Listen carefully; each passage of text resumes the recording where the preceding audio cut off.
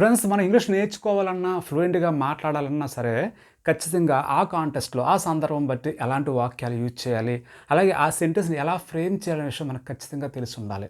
అలా తెలిసినట్లయితే మనం చాలా ఈజీగా ఇంగ్లీష్ నేర్చుకోగలం, ఫ్లూయెంట్‌గా మాట్లాడగలం. అందులో భాగంగా ఎక్స్‌క్లూజివ్‌గా ఈ వీడియో లెసన్‌లో ఇద్దరు వ్యక్తుల మధ్య జరిగే సంభాషణని, కన్వర్జేషన్‌ని మీకు చాలా ఈజీగా అర్థమయ్యేలా లైన్ టు లైన్ ఎక్స్‌ప్లెయిన్ చేయడం జరుగుతుంది మీనింగ్స్‌తో. తద్వారా మీరు ఒక సంభాషణ అంటే ఒక కన్వర్జేషన్ మీరు ఈజీగా అర్థం చేసుకొని అటువంటి వాక్యాలను మీరు మాట్లాడేటప్పుడు ఈజీగా యూజ్ చేయడానికి వీలవుతుంది. అలాగే తద్వారా మీ కమ్యూనికేషన్ స్కిల్స్ ఇంప్రూవ్ చేసుకోవడం కూడా సాధ్యపడుతుంది. So without wasting time, let's get started. మొదటి వ్యక్తి ఇలా అంటున్నాడు, do you mind waiting? Wait చేయడానికి నీకు అభ్యంతరం లేదు కదా అని చెప్పి ఇలా అడుగుతున్నాడు. అయితే చాలామంది మైండ్ అంటే ఈ మైండ్ అనుకుంటారు. Okay, that is the noun. ఇక్కడ మైండ్ అంటే అభ్యంతరం లేదు కదని చెప్పి యూజ్ చేసే వెబ్ అది. మైండ్ అంటే వెబ్. ఈ మైండ్ తర్వాత ఎప్పుడు కూడా మనం ఇంగ్ ఫామ్ యూజ్ చేస్తుంటే అక్కడ చూడండి, వెయిట్ అనే వెర్బ్ యొక్క ఇంగ్ ఫామ్ యూజ్ చేయడం జరిగింది. So do you mind waiting? Wait చేయడానికి అభ్యంతరం లేదు కదా. ఇక్కడ డూ ప్లేస్లో మనం వుడ్ కూడా యూజ్ చేయొచ్చు. వుడ్ యూ మైండ్ వెయిటింగ్ అని కూడా అనొచ్చు. అయితే వుడ్ యూజ్ చేసి అంటే చాలా పొలైట్గానే మీనింగ్ రావడం జరుగుతుంది. అంటే చాలా పొలైట్గా మనం అడిగేటప్పుడు ఇలా వుడ్ యూజ్ చేయొచ్చు. జనరల్గా అయితే ఇలా డూ యూజ్ చేసి చెప్పొచ్చు. Do you mind waiting? నీకు వెయిట్ చేయడానికి అభ్యంతరం లేదు కదా. ఇది క్వశ్చన్ కాబట్టి ఇక్కడ స్టార్టింగ్లో డూ యూజ్ చేసి ఇలా చెప్పాం. అయితే దానికి రెండో వ్యక్తి ఎలా చెప్తున్నాడు, it will be pleasure.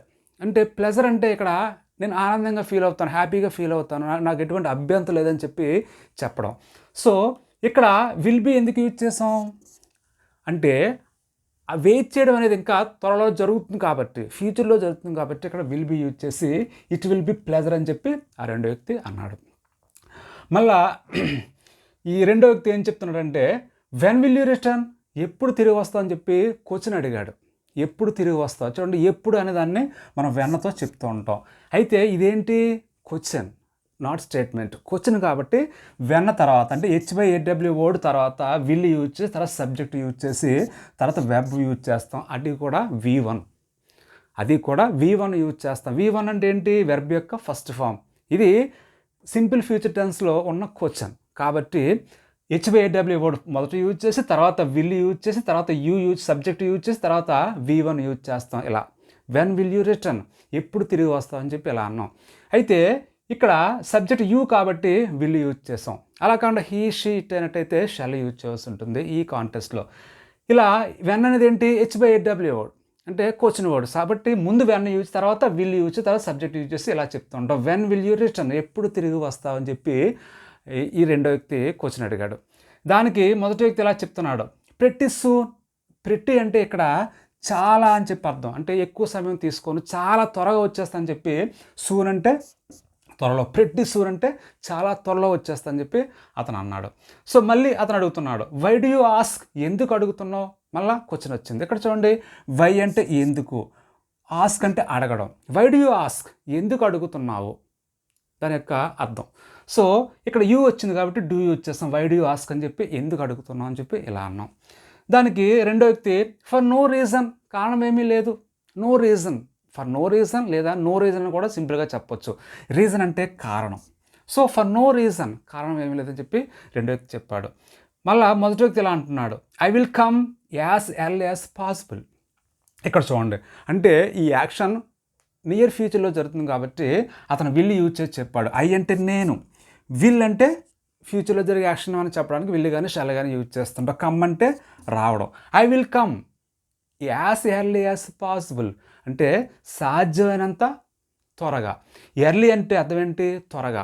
As early as possible అంటే పాసిబుల్ అంటే సాధ్యం అవడం. యాజ్ ఎర్లీ యాజ్ పాసిబుల్ అంటే సాధ్యమైనంత త్వరగా నేను వచ్చేస్తా అని చెప్పి ఈ విధంగా ఇతను చెప్పాడు. అయితే సూన్ కూడా యూజ్ చేసి ఎలా చెప్తూ ఉంటాం, as soon as possible. As soon as possible అంటే సాధ్యమైనంత త్వరగా అని చెప్పి సూన్ కూడా మనం యూజ్ చేసి ఇక్కడ చెప్పొచ్చు.